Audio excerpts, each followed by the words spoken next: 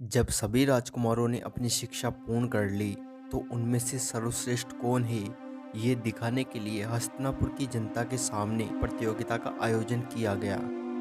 सभी राजकुमारों ने अपना अपना कौशल दिखाया, जिनमें से अर्जुन सर्वश्रेष्ठ योद्धा साबित हुआ।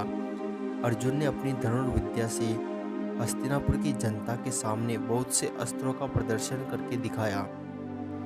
हस्तिनापुर की जनता द्वारा अर्जुन के जय जयकारे लगाने से कौरवों को बहुत ईर्ष्या हुई। तभी अचानक दर्शकों के बीच से एक धनुधर खड़ा होकर आया, जिसके सीने पर कवच था और कानों में कुंडल सूर्य के तेज के समान चमक रहे थे।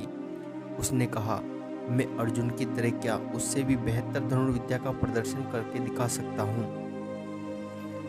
द्रोण ने उसे अपना दावा सिद्ध करने की चुनौती दी। कर्ण ने अर्जुन के सभी कौशलों को दोहराया ही नहीं, बल्कि उससे बेहतर प्रदर्शन किया और जनता उसकी जय जयकार करने लगी। जनता ने कहा, ये अर्जुन के समान ही महान है, बल्कि उससे भी अधिक कुशल है। पांडव तब तक सबका आकर्षण का केंद्र बने हुए थे, मगर उसके बाद उनका आभा मंडल सिकुड़ गया।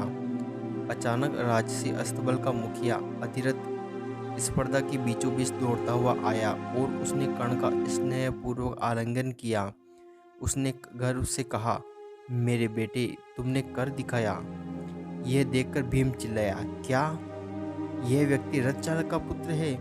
इसकी धनुर्विद्या स्पर्धा में क्षत्रियों को ललकारने की हिम्मत कैसे हुई? कर्ण असमंजस में पड़ गया।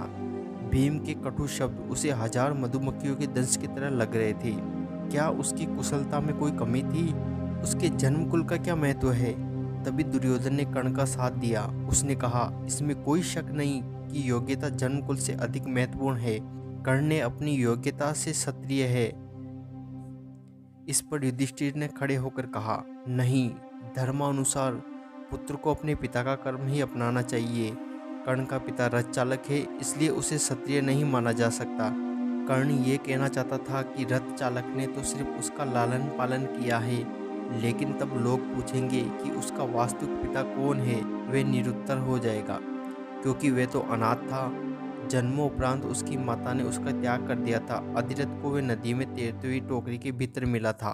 कर्ण ने अपमान का घूंट पीकर चुप्पी साध ली। दुर्योधन ने कर्ण के गले में हाथ डाला और कहा, यह व्यक्ति महान धनुर्धर है, मैं इसका अपमान नहीं होने दूंगा। मैं इससे मित्रता की घोषणा करता हूँ। यह मेरे भाइयों में से सबसे अधिक मेरे दिल के करीब रहेगा।